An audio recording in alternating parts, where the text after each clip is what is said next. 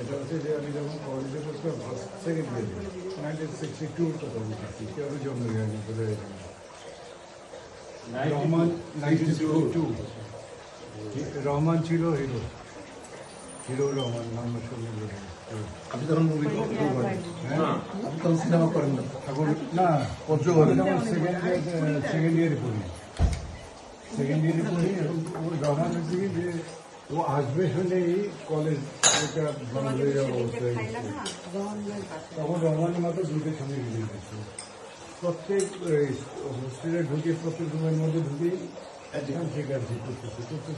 আমি ভাবলাম যে আমাদের মতো আসবে, আমি তাড়াতাড়ি একটু কথা দিলাম, পুরোটা খান, একদমই ছাড়া আপনি খান এটা স্টেভে দিলে স্টেভে দিয়ে সো এটা কোনো প্রবলেম হবে না।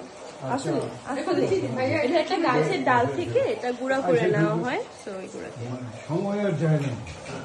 শুনেছি আসছে, কখন আসবে কখন আসবে কখন, মানে এই একজনের রুমে ঢুকতেছে, বাইরে ঢুকছে না কেন, এই যে টেনশন করতে করতে করতে করতে একটা টাইপের টেনশন শেষ হয়ে গেলে আমার রুমে আসতো।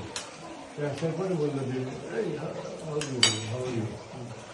বসা করে বললাম যে কিছু মনে রাখবেন, আমার ছেলে কাছে আমার ইউজ ভেরি ক্লেভার। আমাকে বললো যে ভালো আছে নিশ্চয়ই, আপনি তো জানেন যে প্রত্যেকটা রুমেই যখন আসছি আপনার রুমে আসবো, এবং আমি ঘুরে বিশেষ করে আপনি চাটা রেগে নিতে যে হ্যাঁ চা বসে ওইটা দিয়ে আমি যে ওয়েটিং ফর সামবডি, তাকে দেখার যে স্প্রিয়াটা, এখনকার ইয়াং জেনারেশন হয়তো আমাদের দিকে নেই, ঠিক আছে? ওরা হয়তো মনে করেন যে ইন্ডিয়ান যে স্টার যারা আছে ওদের নাম বললে পারে আরও সন্ধ্যা থেকে লেখাপড়া নষ্ট হয়ে যাবে।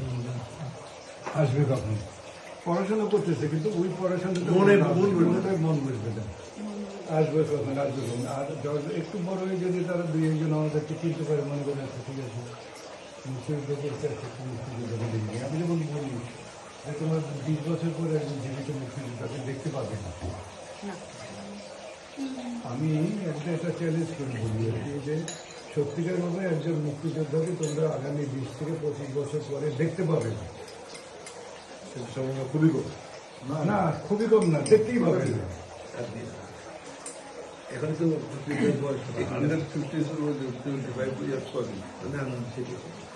পাবে ভাই, পাবে না।